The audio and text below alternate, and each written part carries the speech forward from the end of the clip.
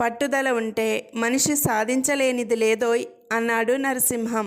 అలాగా, అయితే ఈ గ్లాసులో పాలు కింద పోస్తాను, మీ పట్టుదలతో తిరిగి గ్లాసులో నింపండి చూద్దాం ఎదురన్నాడు కుర్రాడు. బేరర్, ఓ బిర్యానీ, కోడి కూర పట్టుకురా ఆర్డర్ ఇచ్చాడు నగేష్. బేరర్ బిర్యానీ, కోడికూర తెచ్చాడు. కోడికూర ఉన్న ప్లేటును నిశితంగా గమనించాడు నగేష్. కోడికి ఒక్కటే కాలుందేమిటి, మరో కాలేమైంది ఆరా తీశాడు. ఏం సార్, ఇంకో కాలు లేకుంటే ఏమైంది, దాంతో మీరేమైనా తన్నించుకోవాలా, వీపు గోపించుకోవాలా? అసలు మీరు కోడిని తినడానికి వచ్చారా, దాని తన్నులు తినడానికా? కాలితో మీకేం పని అని అడిగాడు. సరోజ, ఏమండి, మార్కెట్కి వెళ్ళి కూరగాయలు తీసుకురావడానికి ఇంత టైం ఎందుకు?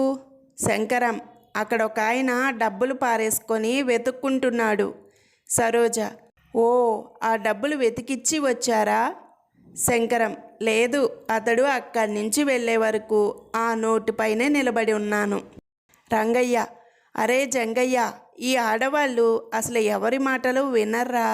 జంగయ్య, ఎందుకు వినరు రంగయ్య? వీళ్ళు ముఖ్యంగా ముగ్గురి మాట మాత్రం తప్పకుండా వింటారు.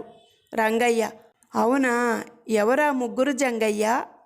ఇంకెవరండి, ఒకళ్ళు టైలరు, రెండో వారు ఫోటోగ్రాఫర్, మూడో వారు parlour lady, cameraman.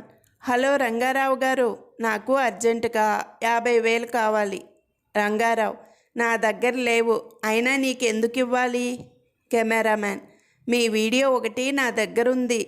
Rangarao, please please దానిని ఎవరికి చూపించకు, నీకు 1,00,000 రూపాయలు ఇస్తాను. కెమెరామ్యాన్, ఇంతకుముందు లేవు అన్నారు. రంగారావు, వీడియో ఉంది అన్నావు.